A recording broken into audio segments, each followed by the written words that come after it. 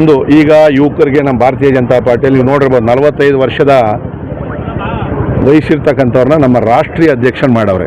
ನರೇಂದ್ರ ಮೋದಿಯವ್ರ ಕೈಲಿ ಇರ್ತಕ್ಕಂಥದ್ದು ಯುವಕರಿಗೆ ಅಧಿಕಾರವನ್ನು ಕೊಡಬೇಕು, ಜವಾಬ್ದಾರಿಯನ್ನು ಕೊಡಬೇಕು ಅಂತೇಳಿ. ಈಗಿನ ಪರಿಸ್ಥಿತಿಯಲ್ಲಿ ಸನ್ಮಾನ್ಯ ಡಾಕ್ಟರ್ ಸುಧಾಕರ್ ಅವರು ಈಗಾಗಲೇ MP ಆಗಿದ್ದಾರೆ. ಈ ಕ್ಷೇತ್ರದಲ್ಲಿ ಬೇರೆ ಇನ್ಯಾರು ಗೋಚರಿಸ್ತಾ ಇಲ್ಲ ಅಲ್ಲ ಕಡೆಗೆ.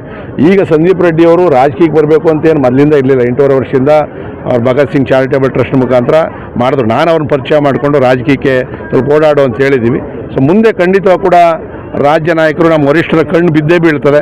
ಮತ್ತು ಜನಗಳ ಅಭಿಪ್ರಾಯ ಭಾಳ ಪ್ರಮುಖವಾಗಿ ಇಲ್ಲಿನ ಚಿಕ್ಕಬಳ್ಳಾಪುರ ಜನ ಅವ್ನು ಇಷ್ಟಪಡಬೇಕು, ಒತ್ತಾಯವನ್ನು ಹಾಕಬೇಕು ಮತ್ತು ಲೋಕಸಭಾ ಸದಸ್ಯರ ಆಶೀರ್ವಾದ ಕೂಡ ಇರಬೇಕು. ಖಂಡಿತವಾಗಿ ಕೂಡ ಇಂಥವರು ಅಧಿವೇಶನಕ್ಕೆ ಬಂತು ಅಂದರೆ ಮಾತಾಡೋದಕ್ಕೆ ಮತ್ತು ಜನಗಳ ಸೇವೆ ಮಾಡೋದಕ್ಕೆ ಅನುಕೂಲ ಆಗ್ತದೆ.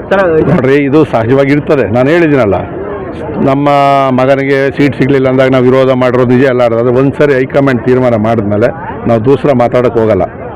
ಮಾತಾಡಿದ್ರೆ ರಿಯಾಕ್ಟ್ ಮಾಡ್ತೀವಿ ಬಿಟ್ಟರೆ ನಾವು ಎಲ್ಲೂ ಕೂಡ ಆಗಿಲ್ಲ. ಅವರು ನಮ್ಮ ಗೌರವಾನ್ವಿತ ಸಂಸದಸರು. ನಾನು ಹೇಳಿದ್ದೀನಿ, ಮುಂದಕ್ಕೂ ಅವರ ಲೋಕಸಭಾ ಸದಸ್ಯರಾಗಬೇಕು. ನಾವು ಯಾರನ್ನೂ ಕ್ಯಾಂಡಿಡೇಟ್ ಹಾಕಲ್ಲ, ಅವ್ರನ್ನೇ ಗೆಲ್ಸ್ಕೊಂಬರ್ತೀವಿ. ಮತ್ತು ನಮ್ಮ ಕ್ಷೇತ್ರಕ್ಕೆ ಬರೋವಂಥದ್ದು ಬೇಡ, ಸುಮ್ಮನೆ ಅನೌನ್ಸ್ ಮಾಡಿದ್ರೆ ಸಾಕು, ಅವ್ರು ಗೆಲ್ಸ್ಕೊಂಬರ್ತೀವಿ. ಮತ್ತು ಅವರು ಎಲ್ಲ ಅರ್ಹತೆ ಇರ್ತಕ್ಕಂಥವ್ರು. ಪಾರ್ಲಿಮೆಂಟಲ್ಲಿ ಕೂಡ ಮಾತಾಡೋವಂಥ ಭಾಷೆ ಮೇಲೆ ಪಾಂಡಿತ್ಯ ಇದೆ,